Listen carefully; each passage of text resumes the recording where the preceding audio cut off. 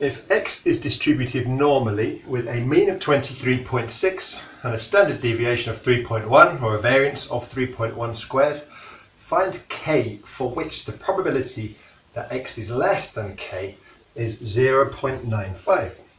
Right, so here we've been given a probability and we need to find the value that makes the probability true. So we're kind of going backwards. Every other normal distribution problem I've shown you so far, we've been given values and we turn the values into a probability. Now we are getting a probability and we turn it into the values. So we're doing the inverse. So when we go to the calculator, it will be inverse normal. Now I'm going to draw a sketch. You probably don't have to, but I think it's good practice. It shows working, and me drawing the sketch to show you will hopefully build some understanding.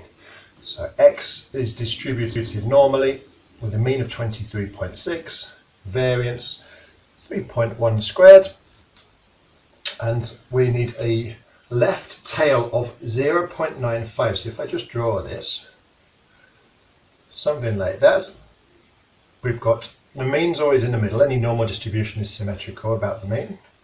23.6, right? So we need a value of k such that 95% of this area is less than k. Remember, less than or equal to for a continuous variable makes no difference. So really we're looking for a value over here, so probably somewhere over here, some kind of k, which would mean that this bit shaded here, all of that is 0.95. Remember, the whole area under all of it is 1.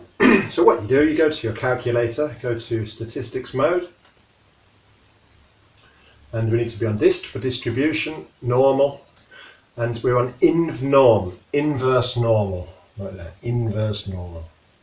You obviously don't need to write this down, I'm just writing it down for you, inverse normal. Okay.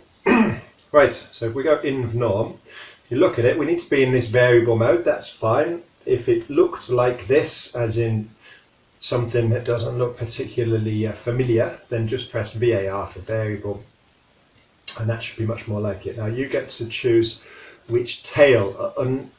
Some calculators default to left tail, so they're finding less than. We are interested in the left tail here. So because we're looking for a left, as in when I say left tail, I mean if you, this line K, it's got a left. This is the class of the left tail, as in everything to the left of K, and this little slither in here is the right tail. So we say we had been told that Px is greater than K equals 0.95, and your calculator only did a left tail. Then you would just think logically and well the opposite, or what's left after 0.95 has been taken out, well, that would be 0.05. So if I could only do right tails, then this right tail we know is 0.05. So I want the area, remember area is the probability, so 0.95. And then just put in your standard deviation and your mean. Standard deviation 3.1. The mean is 23.6. We just click through and it tells us the value is 28.69. 28.699.